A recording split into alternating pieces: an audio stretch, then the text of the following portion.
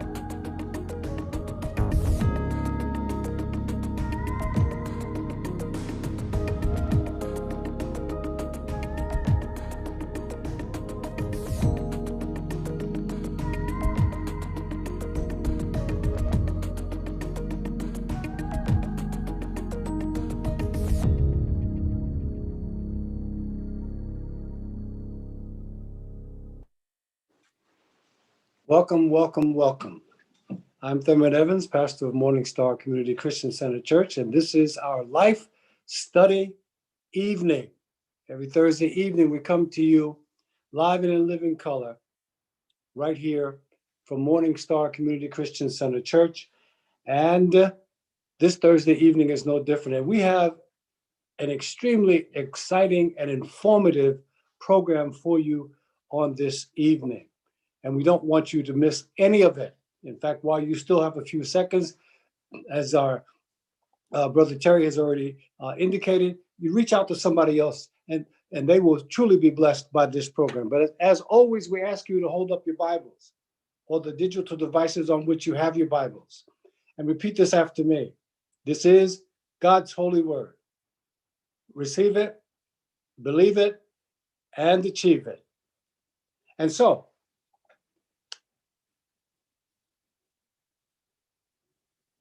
the book of Luke, the 14th chapter, the 28th verse. Luke 14 and the 28th verse. I summarize it in this fashion. It says, which of you, if you are building a tower, does not first sit down and consider the cost, whether or not you have enough to complete it. And then, of course, verses 29 and 30, they go on to talk about a king that is going out to war with another king, and the first king has 10,000 going out to war against another king that has 20,000. It's important for the first king to assess and know the costs that he will encounter. And if he knows that he's operating at a deficit, the word says that he should send out emissaries to the king with more and to try to make terms for peace because he's operating at a deficit. And that's metaphor for if you owe money, if you have debts and you are struggling to pay them, it's important to talk to your creditors. Talk to them and make plans. Don't run, don't hide, don't pull the shades down, don't lock the doors and duck, but talk to the creditors and map out a plan to keep the peace and to pay your debts. And so this evening, we have two experts who are going to share with us, and then we're going to go to your questions. So you can get in queue, get in line now with your questions on budgeting, budgeting, budgeting. I said that 3 times. The importance of budgeting, the importance of outlining. This is for that, and that is for this, and sticking to it. The importance of listing what the income is, and knowing and listing what the outgo is, and matching and reconciling the two. The importance of budgeting. We have 2 financial experts this evening who are going to help us in this regard. For clearly, money is important in Scripture and the management thereof. And with this new rescue plan that has now been put in place, a number of people will be receiving a few dollars. And you know, in life, it's important to understand and to appreciate. It's really more important to know about and be clear about how much money you can hold on to, as about more than how much money comes into your hands. How much can you keep? How much can you make work for you, as opposed to how much can you spend? This program is all about helping you keep money from coming in the front door and immediately going out the back door. Or even worse, coming in the front door and going out some of the windows even before it gets to the back door. We have, as I said, 2 financial experts who are going to talk to us first, and then we're going to go to your questions. So if you have a question on budgeting, how to do it, how to make it work, how to save, how to maximize what monies you do have, listen, stay tuned, put your question, get your question ready, and we'll take as many of them as we can. Keisha Alexander is one of our experts. Kendrick Miles is another. And we're going to begin with our sister, Keisha Alexander. And she is with the Key Tax Preparation Firm. That's the name. Key Tax Preparation. K-E-Y, and that comes from the letters of her name. It just happens to have also another important meaning. Key Tax Preparation. So for the next few minutes, let's take a listen to Ms. Alexander and hear her presentation on this subject. And remember, begin to line up with your questions. We'll get to as many of them as we can. And I promise you, this program is going to be helpful to you. Clearly, the Word wants us to manage our money and manage it maximally, such that it serves us and we don't serve it. All right. So, Sister Alexander, welcome and thank you for being a guest this evening. And please present. Sure. Thank you for the warm welcome, Pastor Evans. Good evening, everyone. My name is Lakeisha Alexander. I'm going to just go over some things that I've done for myself to help budget my own finances. First of all, if you are someone who owns a credit card, my personal favorite is to use credit cards that have a rewards program tied into it. So let's say if you're a traveler like I am, I have traveler's credit cards. So I earn points and credits. So when I do travel again, I can use those point system to pay for something, whether it's to check a bag or towards the airline ticket in the future. Another thing, like with the credit cards that I would pay attention to is the interest rates. Shop around. If you have excellent credit, you have flexibility.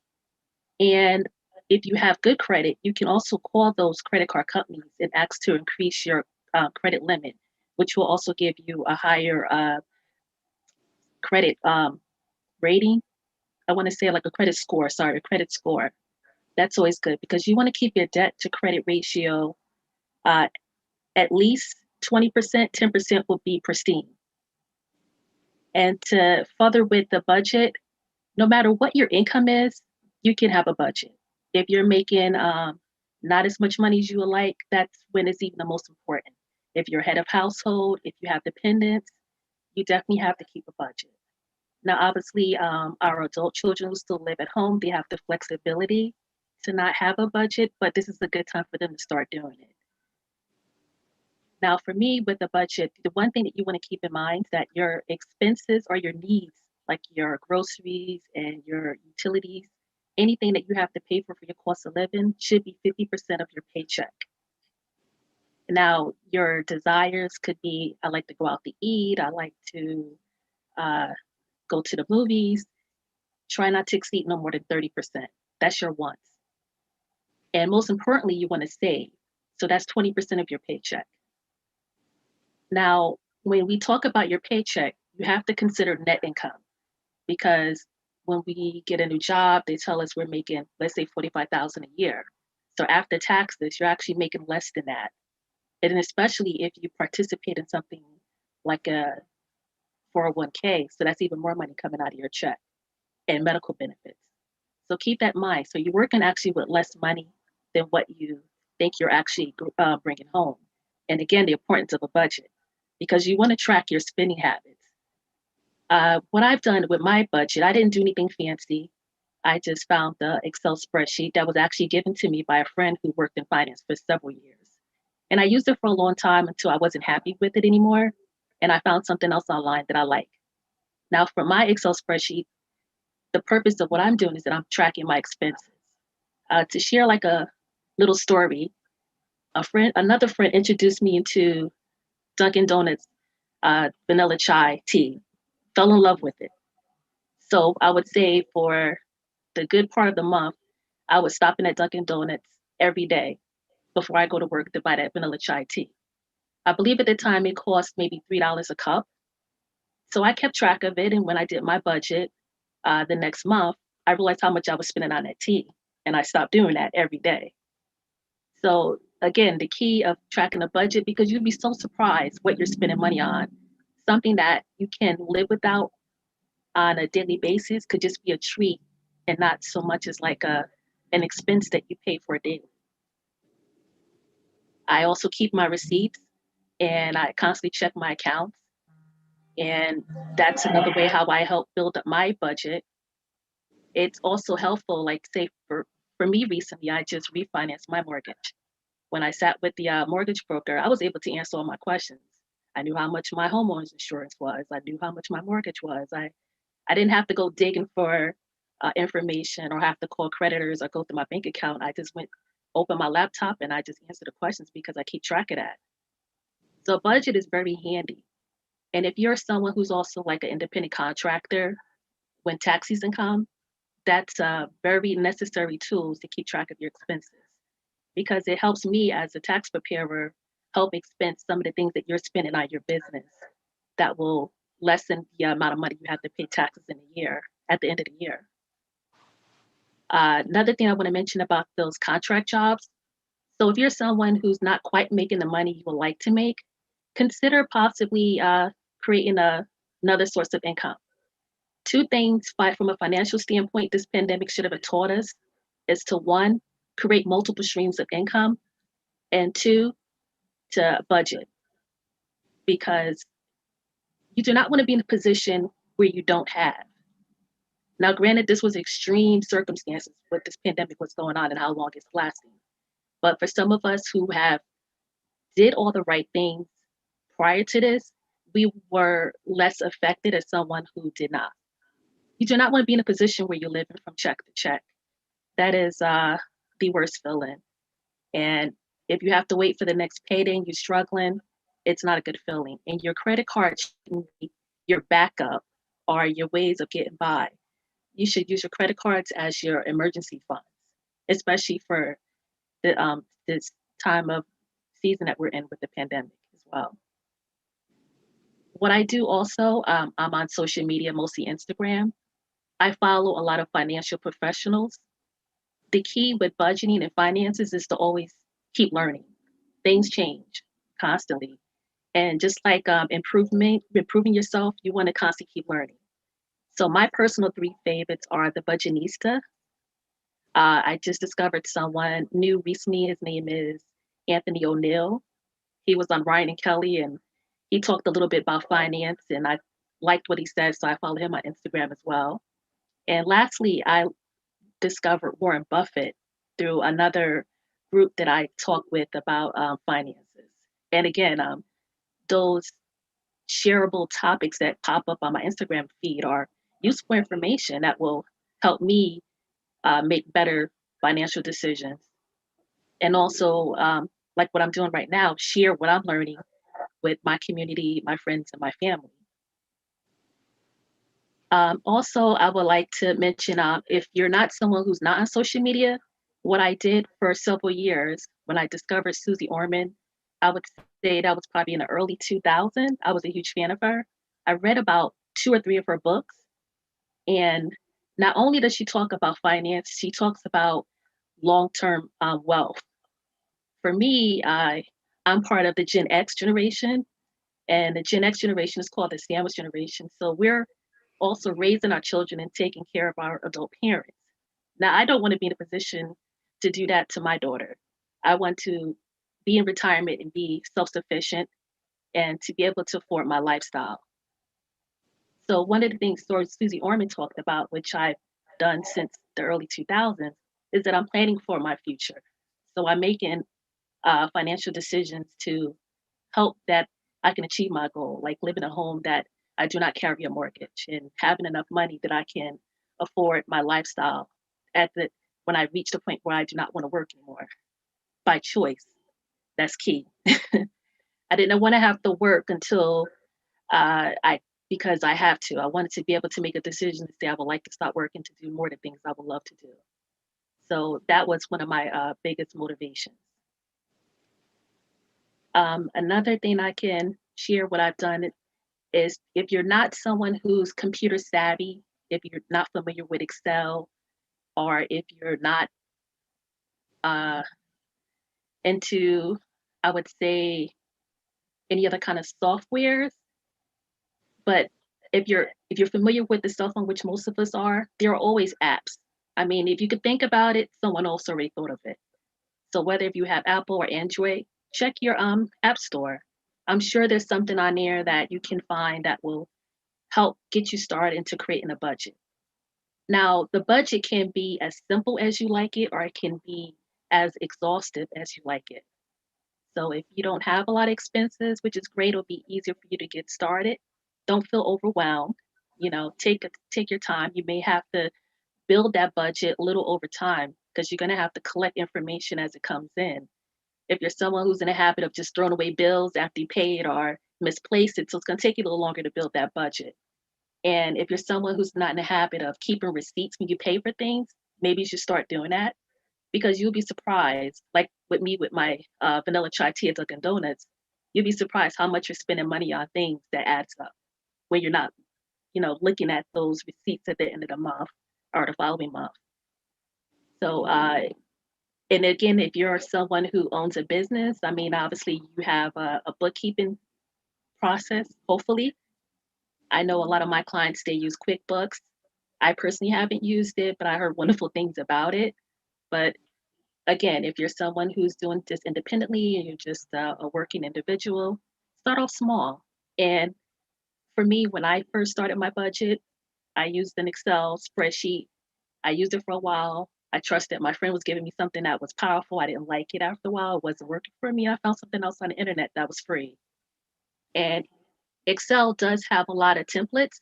And something that I learned about Excel, don't be put off that if the template says wedding planning or baby shower, there may be different parts of that Excel spreadsheet that's perfect for what you're trying to budget. So look past the name and just look at what it is that you're trying to keep track of.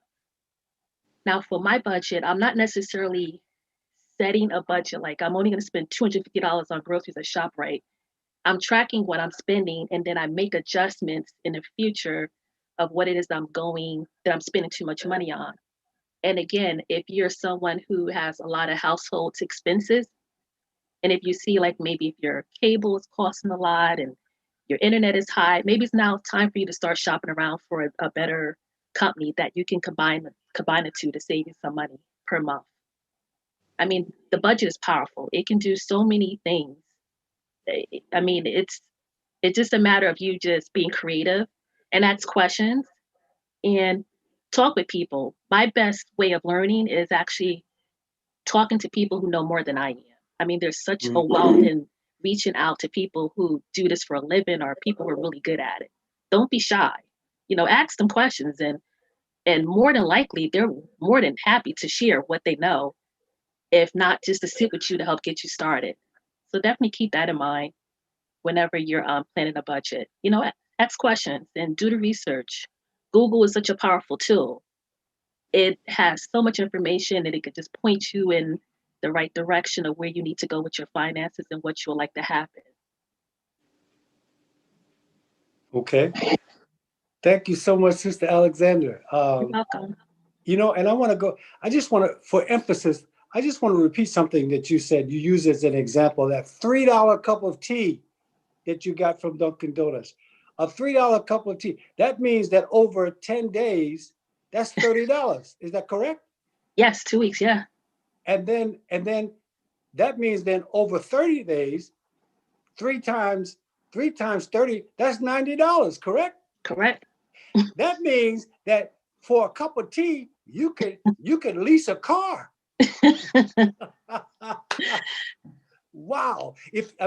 That is I think, and that is the point that you're making, by even citing the example, to pay attention to those things that, individually doesn't seem like much, but as you add it up over time, it can turn out to be quite a bit of money. Absolutely. Right. You'd be Thank you. surprised. Yeah, absolutely. So let's bring on now Brother Kendrick Miles. Brother Kendrick Miles, who is going to make a presentation. And let me remind you to line up with your questions. If you have a question for Ms. Alexander or Mr. Miles, please get in line with them. Go to the chat room with your question.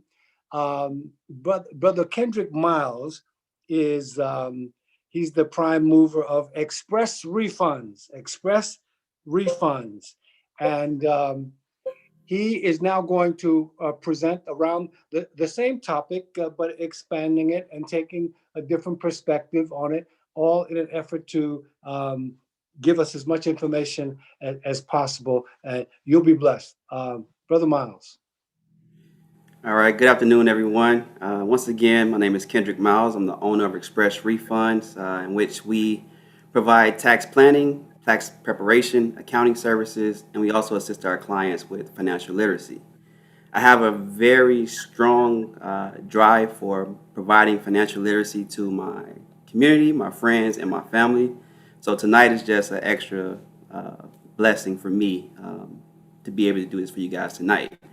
I think Lakeisha did a great job tonight in expressing the application of having a budget. And tonight I'll go into a little bit further on the principle of creating a budget. And then I'll show you how an actual budget looks as well. All right. So first I'll go into the actual financial assessment. When you're creating a budget, you want to make sure that you determine your monthly expenses as well as your monthly income. By doing so, you'll know then how much disposable income you'll actually have. All right. So that may take you a month or so to determine how much expenses you actually have and how much monthly income you have coming in. Once you find that out, you want to go ahead and apply that to some form of a data footprint, or an Excel spreadsheet is ideally the most common practice there. Once you have your spreadsheet, you want to go ahead and make everything according to your family's financial budget. Every budget is not created equal, so I strongly advise you alter it to make sure that it fits what your goals is and what your actual budget is. After we create that budget and we know what our disposable income is, now it's time for us to go ahead and create a plan. By creating a plan, what you first want to do is always pay yourself first, all right? It's very important that we pay ourselves first because we want to make sure that we are saving enough and we also have emergency funds just in case anything comes up that you're not prepared for. That basically you'll be prepared for at that point. Um, Also, you want to set up direct deposit into your savings account is another best practice when you're creating a plan. This way, you know that as soon as you get paid, you're paying yourself automatically. You don't have to worry about cashing a check and having urges to go and spend that money somewhere else. All right. After you have your plan in place, you want to then look for ways, just like Lakeisha advised, to add more income. Maybe that's picking up extra hours. Maybe that's taking on an extra job or creating your own business. Your ideal goal is to create more income and reduce your expenses. So all these subscriptions that we have now with Hulu, Netflix, um, we have Disney now, we have Amazon Prime. Let's try to consolidate those so you can minimize your expenses, and then that way you can allocate some things further to your ideal goals. All right. Your ideal goals, what we want to do now is dive a little bit deeper into your actual goals. So your actual goals, you want to make sure that you have SMART goals, all right? Your SMART goals are considered as, one second, strategic, measurable, attainable, relevant, and timely, all right? Once again, I'll go over those again. Strategic, measurable, attainable, R is one second. R is I can't think of it, and then T is timely. Once again, I have a presentation that should be up right now, but those are the SMART goals that you want to have. So ideally, with your SMART goals, you want to set strategic specific goals. Your strategic specific goals, how much do you want to save? Is this actually attainable? Is this actually a measurable goal that you have? So if your income is $45,000 and you have budget where your disposable income, once again, that income minus expenses is your disposable income. Is your disposable income enough for you to achieve that goal? And if it's not, then you have to go back and reset that goal or go and look for other ways to add more income. All right. Realistic goals. Are these goals really an actual good timeline? Are these goals actually achievable based off of your spending habits, your expenses? These things are something that you want to look a little bit deeper into yourself and determine, are these actually attainable? You have short-term goals and long-term goals. So a couple examples that I have for you guys is for short-term goals, you want to make sure that you have it where you're setting something out. For instance, if it's less than a year, that's considered a short-term goal, and you want to save $3,000 for traveling, right? So you know $3,000 is something that you want to do per month. So ideally, you want to save $250 per month for that $3,000 traveling goal if that's something that you really want to do, and that's a part of your whole reason for creating this budget and a plan. All right. Long-term goals are something that's a little bit more requires a little bit more discipline as well as a little bit more work on your behalf. Long-term goals are 3 years or more. Those goals, so for example, would be a $15,000 down payment on a home. That would take you roughly $417 per month to achieve. All right. Once you set your budget, right, we have the Excel sheet, we have our plan, and we have our goals.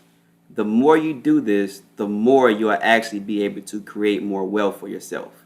Once you create more wealth, you can then begin to reduce your expenses, have more income, to save more, to invest more. Now you're actually building a foundation for you and your family for success in the future. All right. When you do that, you're actually making better financial decisions on things that you normally wouldn't have made good financial decisions on because you're less stressed about money. So that's one of the very important things about a budget. So ideally, if you can save $40 a week, just like that cup of coffee, and you had 10 cup of coffees in a day, or let's say you had $3 coffee and you had 10 of those, that's $30. And then you also save another 10, you're giving $40, right? I just want to use Lakeisha's point of view. That $40, if you save that weekly, you save $40 a week, that's $280 a year. That $280 can be used as part of your short-term goal or something that you're building on to go towards your long-term goal. All right. Or once you've reached your goal and you're still saving that $40 per year, now you can add that into an investment. That investment, if you have that $280 investment over, let's say you're 25 years old now, over the next 30 years, that will land you $514,000. All right. When you're looking at exponential growth, the more you have your money in the market, the more your money will grow over time. So that's creating great habits, and that's creating things that your kids, your family can look forward to in regards to financial understanding, financial stability, and getting you closer to financial freedom. All right. That's pretty much my presentation for today. I just want to make sure that our family, our community, and our friends are all well educated on financial literacy. It's so much more to speak on this topic, but I don't want to hold you guys too long tonight. So thank you for your time. Yeah, no, thank you, thank you. So what we want to do now is let's see if we have some questions in the chat room, and we'll try to take as many as we can, because this is about helping those who are listening. And I got to tell you, people resist budgeting. We just we don't resist spending, but we do resist budgeting. Spending is something that we really need to get a grip on, and budgeting is something that we really need to learn how to get the discipline to do. So let's see. Brother Terry, do we have any questions in listening audience? Yes, we do, Pastor. We have one here. This is a good one too, guys. Budgets are based on net salary or net income, but yet when seeking credit, lenders want to know your gross salary. It seems to me that lenders should also want to know your net salary. What do either of you think about this? I can jump in. Yes, lenders definitely want to know what your net salary is. A lot of times you have extra things going on outside of your gross salary that's going to make a lender not want to lend to you if you have too many losses in regards to your actual taxes or gross salary. So ideally, let's say you have a $50,000 gross salary. However, you just started a business and that business now has lost you $6,000 in the first year. That's very common. So now your actual salary is not the 50,000, it's 44,000. So now the lender is saying, hey, okay, now we have even less to work with on assuring the risk assessment that we can get our money back once we lend this money to this borrower. All right. That's the reason why lenders are looking at other line items outside of just your net gross. Mm-hmm. Anything to add, Ms. Alexander? The only thing I can add to that is why do lenders look at gross versus net? Similar to Kendrick, yes, if they start looking at your net salary, then they're going to start looking at all your financial liabilities. It might be easier. I never looked at it from a lender perspective, but there is a formula that I'm sure that they go by that help them determine how much credit worthy you are in order to borrow money from, whether it's a loan or a credit card. It would be ideal if they base it off your net income because people wouldn't be given too much credit, but they look at your credit history. I mean, lenders and creditors go back 7 years on average, or so it's not just that one snapshot. I think there's a formula that's involved that they look at everything. And as I mentioned before, if you're with a credit card company for X amount of years and you have a good credit history with them, call them, ask them to increase your credit line because that's going to give you a higher credit score, which will give you more buying advantages if you ever want to open up any more credit in the future with another lender. Okay. Let's go back to the chat room. Let's see if we have another question. Okay, here's another one. What would you guys say is a ideal credit score to shoot for? You want me to go first? You can go ahead. Go ahead. Okay. Again, I love reading, and I hear right now an excellent credit score is 750 or better. Years ago, I was proud to say I was like 850 on average between the top three credit bureaus, which is TransUnion, Equifax, and Experian. I was roughly 850 amongst all of them. But right now, I obviously because of the market, no one's on average is that high. So excellent right now is considered 750 or greater. And I believe good is considered in a 600 range. Kendrick, you probably know the exact number, Roughly 680. around the 680s, Yeah. 670, 680s is good credit score. Mhm. Hmm. I'm still stuck on that $3 cup of tea a day. It was good. You know, I because still love it to this day, I but mean, it's a treat. think about it now. 10 days is $30. Yeah. 30 days is $90. $90 a month. Mhm. And that's a Dunkin' Donut. What if the Mhm. person bought that cup every day at the other place, Starbucks? Mhm. It's not going to be $3. It's going to be like $5 and $6 a Exactly. day. You know, Yeah. now you're talking, I don't know, 100 and whatever. Now you're talking not just a car, but a Lexus. But anyway, Brother Terry, next question. Okay, got another one here. Um, where would you guys direct someone who's trying to teach their child at an early age to jump on this so they won't be learning the lessons later in life? Good question. I'll jump in first with that one. There are several card games that they have for financial literacy now. There's actually a Monopoly financial literacy game for kids. I think that's a great one. Also, there's a book that I gave to my nephew, and it's called The Latte Factor, right? And it goes very similar to what Lakeisha was saying with that $3 cup of tea. A lot of people think they can't afford certain things, but it lets you know that if you save enough over time, you can get to what you want. And it's the book is very simple for kids to read as well. If it's a 10-year-old or higher, if it's 10 and younger, I would say the games definitely. But the book is very simple. It was great, and it was a great experience for my family as well. I shared that book a lot. Yes. Miss Alexander, anything to add? Sure. I don't know if of any games or books. I've learned things from other parents.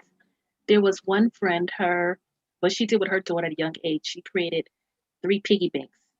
So one was for saving, one's for donation, and I forget what the third one was for. But she did it at a very young age. So ideally, she was teaching her daughter that this is what you do with your money. So when you're given a birthday card or a Christmas card with money in it, put your money in different uh, piggy banks. That's the example that she used with her daughter. It can start at a very young age, as long as they are young enough to understand the concept of money. Kids learn by example. So if you're in a household and your child sees how you spend money, they may sometimes mimic that in their adult life and how they approach money, because that's a lot of ways how we understood money as an adult. Now, in some circumstances, if you come from humble beginnings, you want more than what you're used to. So you will invest and spend time in doing the research and undoing the things that was your norm as a child.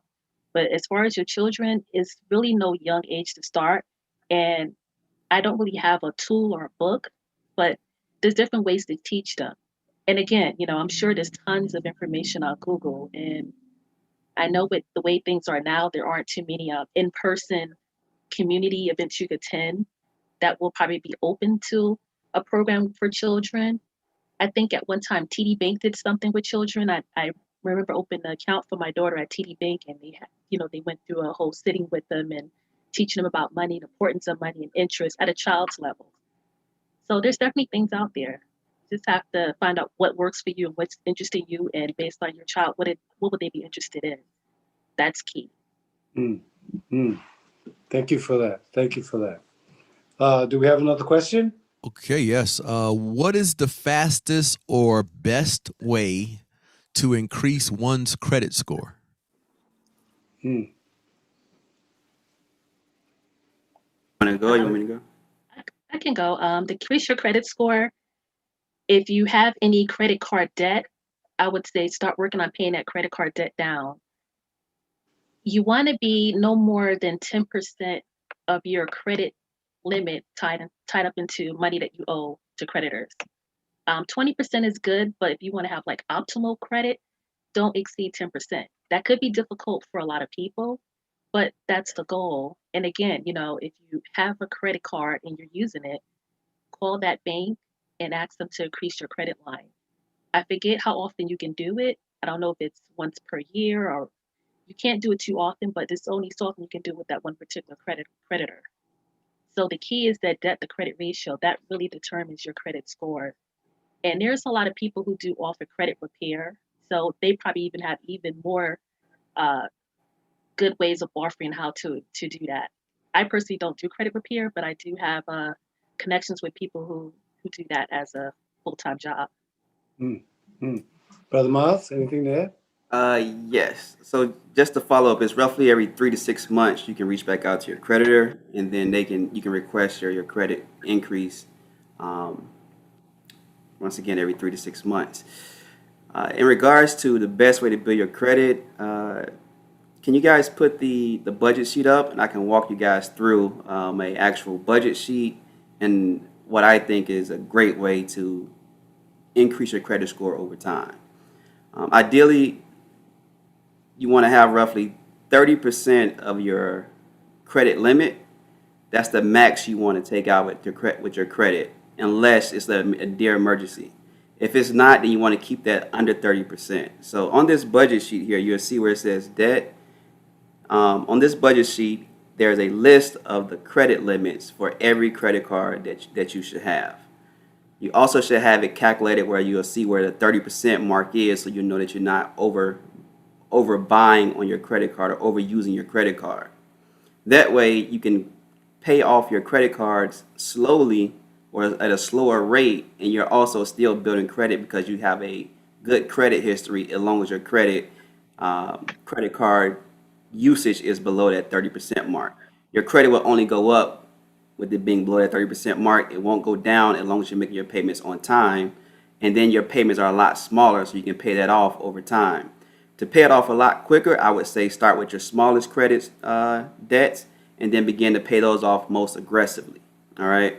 So you may have one that's, you have $500 of disposable income and you have one credit card that's $250. However, no matter what the interest rate is, you want to go ahead and pay that one off first to get that out the way. So that way you feel more confident in yourself because you're tackling things and you're reaching your goals as you go along that journey. It's not going to happen overnight because you didn't go out and borrow all of this overnight. So you have to know that this is a progress. This requires your discipline. And these are ways that you can eliminate your debt in the most quickest way possible because you're attacking the smallest ones first and you're steamrolling. And as you steamroll, you have more discretionary income because now you're not paying towards those old debts, and now you can add that old debt or old debt payments to the remaining debts. All right. So I think that's a great way to get your credit scores up over time as well as eliminate your debt.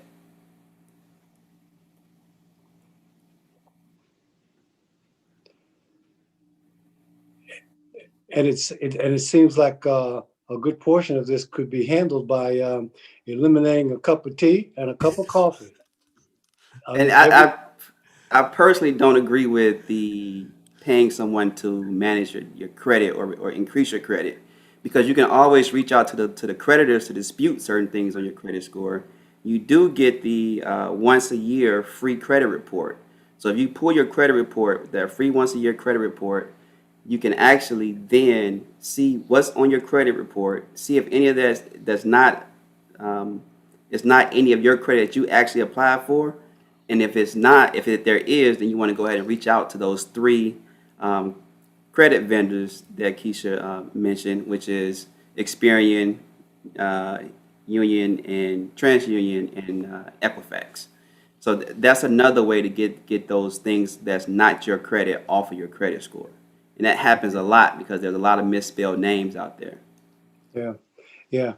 And let me say why I keep bringing up this cup of tea, cup of coffee, because I know people who every day they don't miss it. Every day they go get that $3, $4, $5, $6 cup of whatever, and maybe it's not a cup of tea or a cup of coffee. Maybe it's one of those cable outlets, or movie outlets. I don't know, Disney, Prime, Netflix. There's 1,000 of them now, and they add up. They add up in cost, and you can only watch one movie at a time. That's all you can watch. You can only watch one at a time. And I'm hearing from both of you and identifying in my head that there are ways and means that we can cut back on expenses and get a better and a bigger grip on, expenses that we pay on a regular basis that we don't pay much attention to it. That's that and I that example that Sister Alexander mentioned just keeps ringing in my head that's a monthly car payment. If you spend $5 a day for a cup of coffee, that's like $150 a month. You can lease a car for that. For a cup of coffee, you can lease a car. But anyway, back to the next question. Brother Terry, next question. Okay. Is 20% down still the target for buying a home?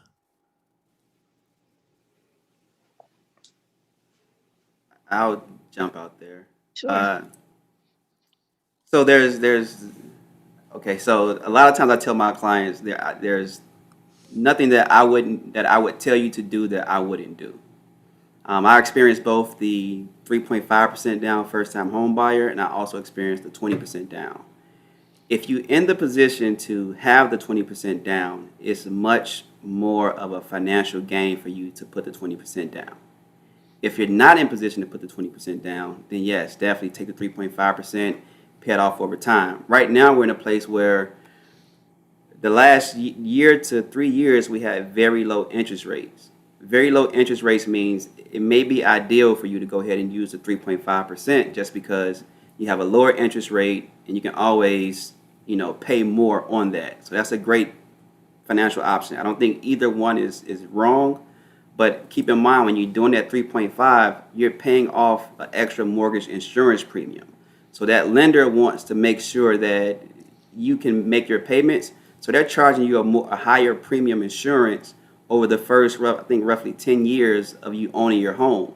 So that can easily be, roughly $100,000 to $200,000 that you're paying to them, and that's the reason why you're paying the house off over a 10-year time or a 30-year time frame.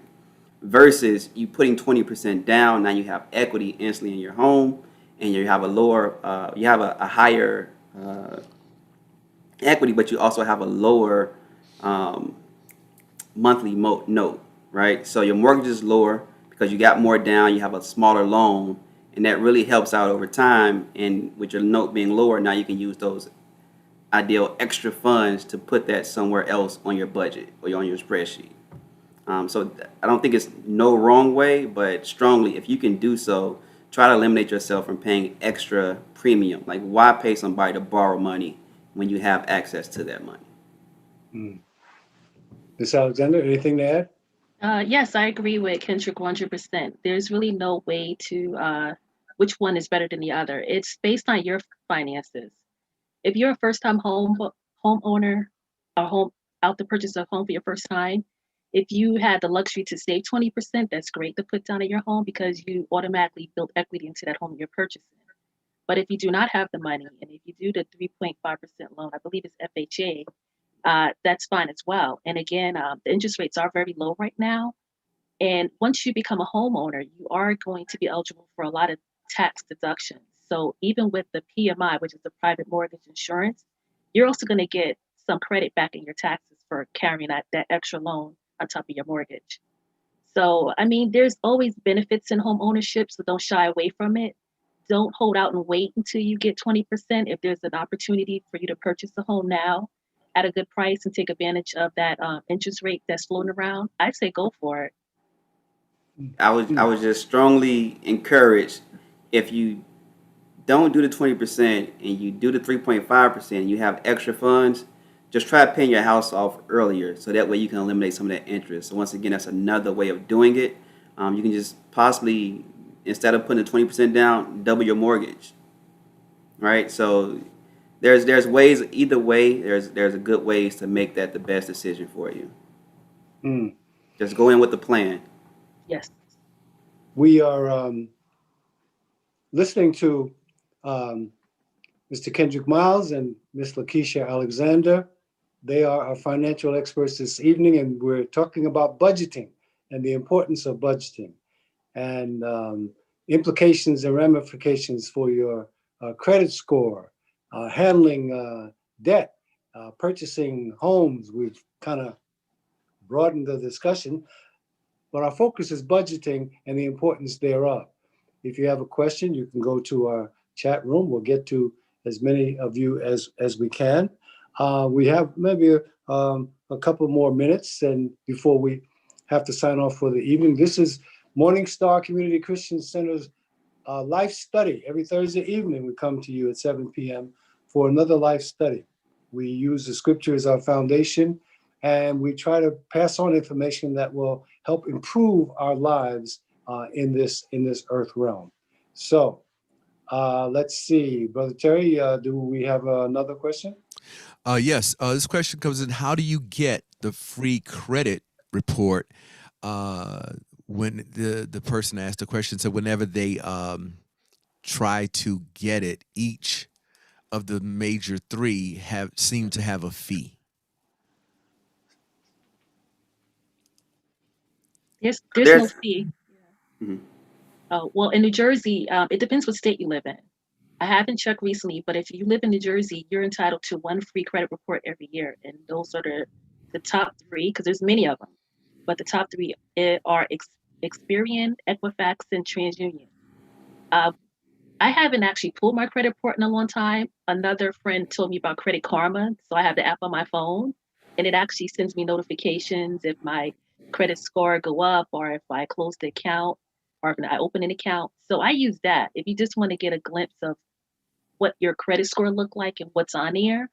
So if you're having issues with contacting any of those three credit agencies, try Credit Karma. It's free. Brother Kendrick, anything? Yes, there's a website you can go to called freecreditreport.com, and it's actually through Experian, but you can get your free credit score once a year through them. That's a great way to do it. Also, if you have a bank that you bank with, check and see what resources they have in regards to getting your credit reports pulled monthly. I know I use Bank of America, and they offer us the option to have our credit scores issued to us each month. So all I got to do is log into my bank portal. Once I log in, I can go straight to the credit section and pull my credit score and see where it's at there. I can pull up a list out of all of my credit history, so it shows that as well. So that way you can keep a running tab, and it's good to know because each month something can go on there that's not yours, or something that you didn't know about, and now it actually is your debt, and you had no idea that you owed this debt, or that it has made it to your credit score yet. Interesting. But yeah, freecreditreport.com is the website. Now, I used to hear that every time you checked your credit, it went against your credit. That's no longer the case? So that's every time you have your credit pulled. Yeah, hard inquiry. Mm-hmm. Okay. Like if you apply for credit, that's when your credit score is affected. And Okay. as long as you're getting it roughly pulled in the same month, then it's not as harsh on your credit score. Mm-hmm. But if you're doing this every month, you're going to get your credit, pulled for different credit cards every other month, then yeah, you're going to see a difference in your credit score because now it's like you're seeking credit outside of just this one area that you was looking for credit for at that same time. So ideally, if you're seeking for a mortgage you want to look for credit from different mortgage lenders around that same time that you're actually going out looking for that home. Okay. Okay. Let's see if there's another question. Okay, here's another one for you guys. Is there a credit score that will get you zero interest financing?